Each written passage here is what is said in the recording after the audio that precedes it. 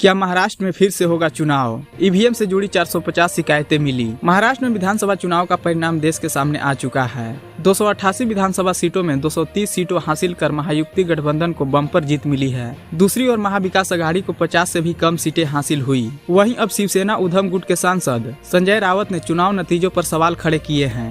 सांसद संजय रावत ने सोमवार को महाराष्ट्र में मतपत्रों को दोबारा चुनाव कराने की मांग की और दावा किया कि इलेक्ट्रॉनिक वोटिंग मशीन में कुछ गड़बड़ी है। पत्रकारों से बात करते हुए रावत ने ईवीएम में खराबी की कई शिकायतों का आरोप लगाया और हाल ही में हुए चुनाव की अखंडता पर भी सवाल उठाया। रावत ने आगे कहा कि इस चुनाव में ईवीएम एक बड़ा मुद्दा रहा, इसलिए इस बार हम कह सकते हैं कि ये परिणाम रखिए और ये चुनाव एक बार मतपत्र यानी बैलेट पेपर पर करा दीजिए। संजय रावत ने आगे कहा कि हमें ईवीएम के संबंध में लगभग 450 शिकायतें मिली हैं।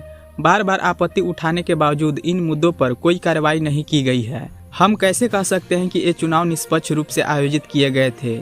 इसलिए मैं मांग करता हूं कि नतीजों को अलग अलग रखा जाए और दोबारा चुनाव कराया जाए। संजय रावत ने यह भी कहा कि नासिक में एक उम्मीदवार को अपने परिवार से 65 वोट होने के बावजूद कथित तौर पर केवल 4 वोट मिले। डोंबिवली में ईवीएम के आंकड़े में विसंगतियां पाई गई और चुनाव अधिकारियों ने आपत्ति को स्वीकार करने से इनकार कर दिया। संजय रावत ने कुछ उम्मीदवारों की भारी जीत की विश्वसनीयता पर भी सवाल उठाया और कहा 1.5 लाख से अधिक वोट प्राप्त करने के लिए उन्होंने कोई क्रांतिकारी काम नहीं किया है। यहाँ तक कि हाल ही में दल बदलने वाले नेता भी विधायक बन गए हैं। इससे संदेह पैदा होता है। पहली बार शरद पवार जैसे वरिष्ठ नेता ने ईवीएम को लेकर संदेह जताया है, जिसे नजरअंदाज नहीं किया जा सकता है।